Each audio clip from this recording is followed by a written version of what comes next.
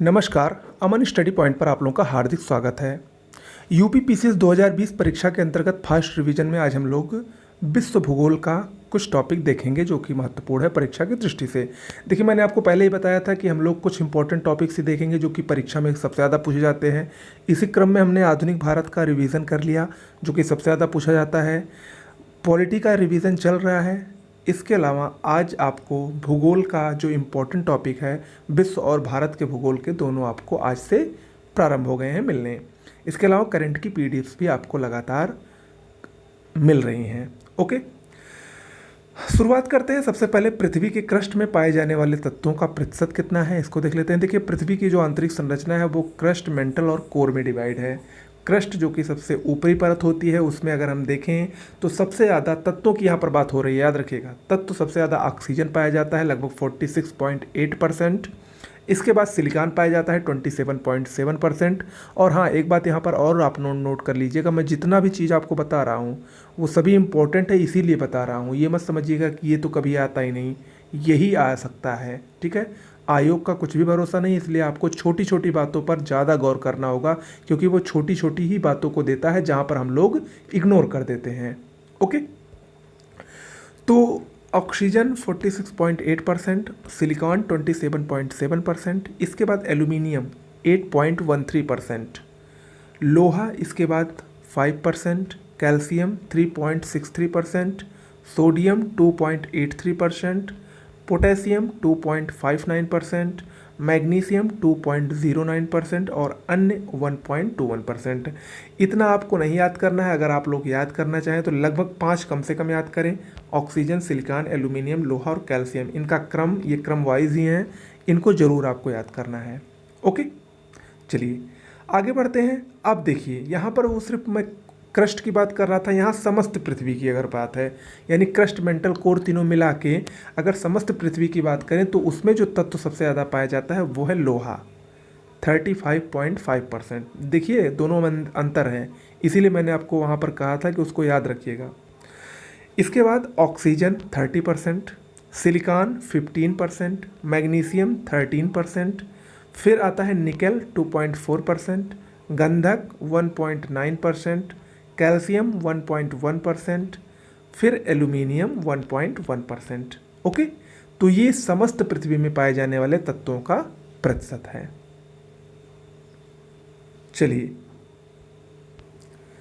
आगे बढ़ते हैं, चट्टानों के बारे में देखते हैं। देखिए, मुख्य रूप से 3 प्रमुख चट्टानें होती हैं, आग्नेय चट्टानें,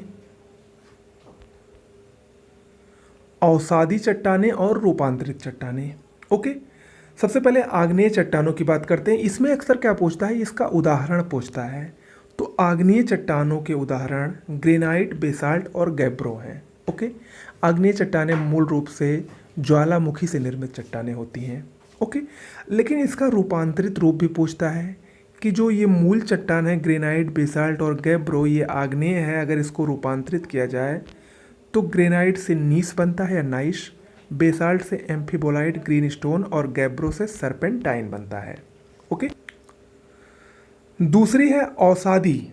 औसादी चट्टानों के प्रमुख उदाहरण अगर हम देखें तो बलुआ पत्थर, चूना पत्थर, कोयला और सेल, ये सब क्या हैं, ये सब औसादी चट्टानों की प्रमुख उदाहरण हैं। अगर इनका हम रूपांतरण करें, देखिए रूपांतरण वाला इंपॉर्टेंट है, याद रखिएगा। तो बलुआ पत्थर को रूपांतरित करने पर यह क्वार्टजाइट के रूप में परिवर्तित हो जाता है। चूना पत्थर संगमरमर के रूप में, यानी संगमरमर का मूल रूप क्या है, चूना पत्थर है, याद रखिएगा। कोयला ग्रेफाइट के रूप में और सेल स्लेट के रूप में परिवर्तित हो जाती है।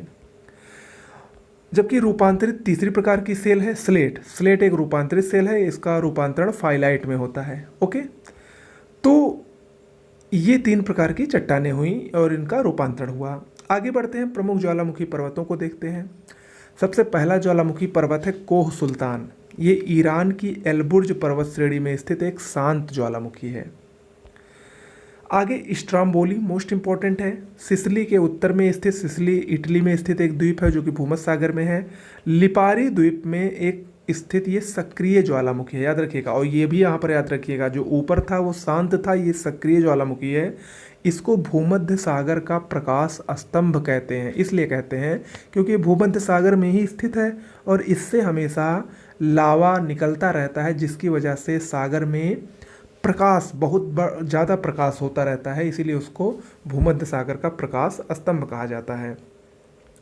अगला है एटना ज्वालामुखी। ये इटली के सिसिली द्वीप में स्थित एक सक्रिय ज्वालामुखी है।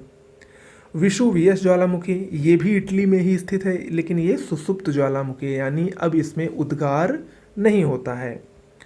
अगला है कोटोपैक्सी ज्वालामुखी, मोस्ट इंपॉर्टेंट है। इक्वाडोर में स्थित विश्व का सबसे ऊंचा सक्रिय ज्वालामुखी कोटोपैक्सी।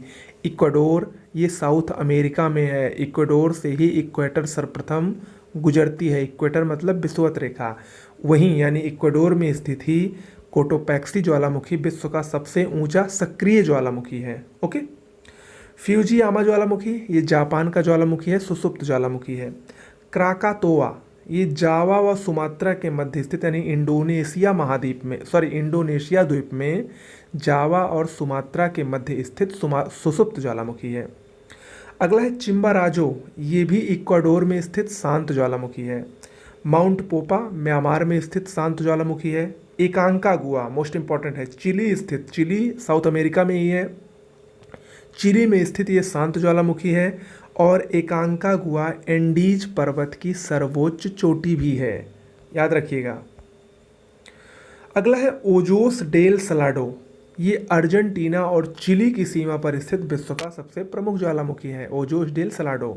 अगला माउंट हेक्ला व लॉकी ज्वालामुखी, ये आइसलैंड में स्थित ज्वालामुखी हैं।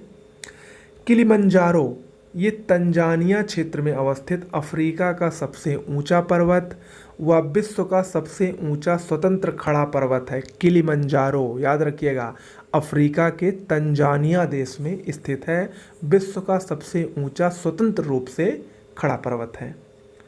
मोना लोआ, ये यूएसए के हवाई द्वीप में स्थित ज्वालामुखी है। पश्चिमी कार्डिलेरा की सर्वोच्च चोटी माउंट मैकिनले है। ये यूएसए के अलास्का क्षेत्र में सक्रिय ज्वालामुखी पर्वत है, जिसे हजार धुआरों की घाटी भी कहते हैं। ओके। माउंट ताल, माउंट मेयान और माउंट पिनाटुबो, ये फिलीपींस में स्थित ज्वालामुखी पर्वत है। देमबंद, ये एल्बुर्ज पर्वत श्रेणी की सबसे ऊंची चोटी है और ये शांत ज्वालामुखी है। देमबंद ये ईरान में स्थित है। ओके। आगे बढ़ते हैं, हम कुछ प्रमुख पर्वत पठार और मैदान को देखते हैं विश्व के। सबसे पहला पर्वत है तियन शान पर्वत। तियन शान पर्वत चीन में स्थित है और ये एक वलित पर्वत है, यानी फोल्डेड माउंटेन है। नानशान पर्वत, ये भी चाइना में ही है, ये भी एक वलित पर्वत है। सुलेमान श्रेणी पाकिस्तान में स्थित है, ये भी एक वलित पर्वत है।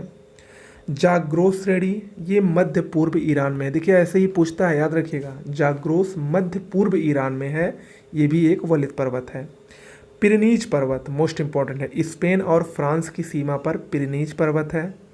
वासजेस पर्वत फ्रांस और जर्मनी की सीमा पर है। देखिए इनमें सब में फ्रांस कॉमन रहता है, ठीक है। जो वहाँ पर 4 मुख्य पर्वत हैं जो फ्रांस के साथ अलग अलग देशों की सीमा बनाते हैं, इसमें तो एक ये हो गया पिरेनीज, फ्रांस और स्पेन की सीमा बनाता है। दूसरा वासजेस हो गया, फ्रांस और जर्मनी की सीमा बनाता है। तीसरा है जूरा पर्वत, ये फ्रांस और स्विट्जरलैंड की सीमा बनाता है। और चौथा है आल्प्स पर्वत, आल्प्स ये फ्रांस और स्विट्जरलैंड की सीमा बनाता है, ठीक है। तो इन चारों को याद रखिएगा, अक्सर मिलान करने के लिए पूछ लेता है। अगला है ब्लैक फॉरेस्ट, ये जर्मनी में स्थित पर्वत है, ये एक भ्रंशोस्त पर्वत है। ओके, इसके पहले, हाँ, ब्लैक फॉरेस्ट ये जर्मनी में स्थित एक भ्रंशोस्त यानी ब्लॉक पर्वत है। अलास्का श्रेणी यूएसए में स्थित है, वलित पर्वत है। कास्केड श्रेणी भी यूएसए में है, वलित पर्वत है। वासाच श्रेणी यूएसए यानी अमेरिका में स्थित, ये भी एक ब्लॉक पर्वत है। सियरा नेवादा ये भी यूएसए में है, ये ब्लॉक पर्वत है। और सियरा नेवादा जो पर्वत है ये विश्व का सबसे बड़ा ब्लॉक पर्वत है। ओके।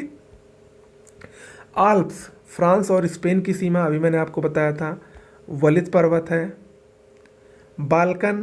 बाल्कन प्रायद्वीप वलित पर्वत है। एटलस उत्तर पश्चिम अफ्रीका वलित पर्वत है। ड्रैकन्सबर्ग ये भी दक्षिण अफ्रीका में स्थित है, ये मोस्ट इंपॉर्टेंट है, कई बार पूछा गया है। प्राचीन वलित अपशिष्ट पर्वत है ड्रैकन्सबर्ग पर्वत। ओके, चलिए आगे बढ़ते हैं, विश्व के प्रमुख मैदानों को देखते हैं। विश्व के प्रमुख मैदानों में क्वांटो मैदान। क्वांटो मैदान ये जापान के होन्शु द्वीप के पूर्वी भाग में स्थित है। मंचूरियन मैदान चीन के उत्तर पूर्व में स्थित है। ह्वांगहो का मैदान ये भी चीन में स्थित है और ये चावल के उत्पादन के लिए विश्व प्रसिद्ध है। ह्वांगहो का मैदान ह्वांगहो नदी के किनारे है। यांग टिसी क्यांग मैदान ये भी चाइना में ही स्थित है और चावल उत्पादन के लिए प्रसिद्ध है। मीनांग मेकांग घाटी ये कंबोडिया में स्थित है, चावल उत्पादन के लिए विश्व प्रसिद्ध है, याद रखिएगा। इरावदी का मैदान म्यांमार में स्थित है और ये भी चावल के लिए प्रसिद्ध है। गंगा ब्रह्मपुत्र का मैदान भारत और बांग्लादेश में स्थित है, ये भी चावल उत्पादन के लिए विख्यात है। सिंधु सतलज का मैदान भारत व पाकिस्तान में स्थित है, गेहूं उत्पादन के लिए ये प्रसिद्ध है। मरे डार्लिंग का मैदान ये भी ऑस्ट्रेलिया के पूर्वी भाग में गेहूं उत्पादन के लिए विश्वविख्यात है। डाउन्स मैदान ये ऑस्ट्रेलिया में शीतोष्ण कटिबंधीय घास का मैदान है और ये एक भेड़ पालन क्षेत्र भी है। हंगरी मैदान कार्पेथियन व डिनोरिक आल्प्स पर्वत के मध्य है, ये भी इंपॉर्टेंट है। लोमबार्डी का मैदान सबसे ज़्यादा इंपॉर्टेंट है, काफ़ी बार पूछा गया है, इटली में स्थित है, चावल के लिए बहुत ही प्रसिद्ध है लोमबार्डी का मैदान। ओके, चलिए आगे बढ़ते हैं, विश्व की प्रमुख झीलों को देखते हैं। विश्व की प्रमुख झीलों में पहली झील सुपीरियर झील है। सुपीरियर झील अमेरिका की ग्रेट लेक्स की जो 5 बृहद झीलें हैं उसमें सबसे बड़ी झील है।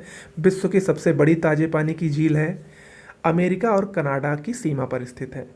विक्टोरिया झील युगांडा, तंजानिया और केन्या, यानी अफ्रीका में युगांडा, तंजानिया और केन्या में स्थित है और अफ्रीका की ये सबसे बड़ी झील है। अरल सागर झील कजाकिस्तान और उज्बेकिस्तान के सीमा पर स्थित है, याद रखिएगा, ये अक्सर पूछता है। अरल सागर झील से कजाकिस्तान और उज्बेकिस्तान की सीमा लगती है। तंजानिका झील या टांगनिका झील ये तंजानिया, जाम्बिया, बुरुंडी और कांगो की सीमा पर स्थित है। मलावी झील मलावी, मोजाम्बिक और तंजानिया में स्थित है। कैस्पियन सागर विश्व की सबसे बड़ी खारे पानी की झील, मोस्ट इंपॉर्टेंट है। रूस, ईरान, कजाकिस्तान, तुर्कमेनिस्तान और अजरबैजान ये 5 देश इस झील से सीमा बनाते हैं। मृत सागर झील इजराइल और जॉर्डन की सीमा पर स्थित है। वान झील तुर्की में स्थित है। लोपनोर झील चाइना में स्थित है, ये नया है, याद रखिएगा। बोस्टक झील अंटार्कटिका में स्थित है। टिटिकाका झील पेरू और बोलीविया की सीमा पर स्थित है और उर्मिया झील ईरान में स्थित है। ओके, ये कुछ प्रमुख झीलें थीं। तो आज के लिए इतना ही करते हैं, इतना पर्याप्त है। हमें लग रहा है 12 से 14 मिनट का वीडियो आप लोग के लिए पर्याप्त रहेगा, ज़्यादा परेशान मत होइए। इसके बाद अभी विश्व भूगोल में एक आध वीडियो और आएगा, 2 वीडियो भी आ सकते हैं। इसके बाद इंडिया के भूगोल में हम लोग चलेंगे। तो ऐसे ही हमारे साथ बने रहिए। निश्चित रूप से आपको सबसे बेस्ट चीज़ें और सबसे ऑथेंटिक चीज़ें, ऐसी चीज़ें जो परीक्षा के लिए सबसे ज़्यादा महत्वपूर्ण होती हैं, वो मेरे चैनल पर आपको मिलेगी। नमस्कार।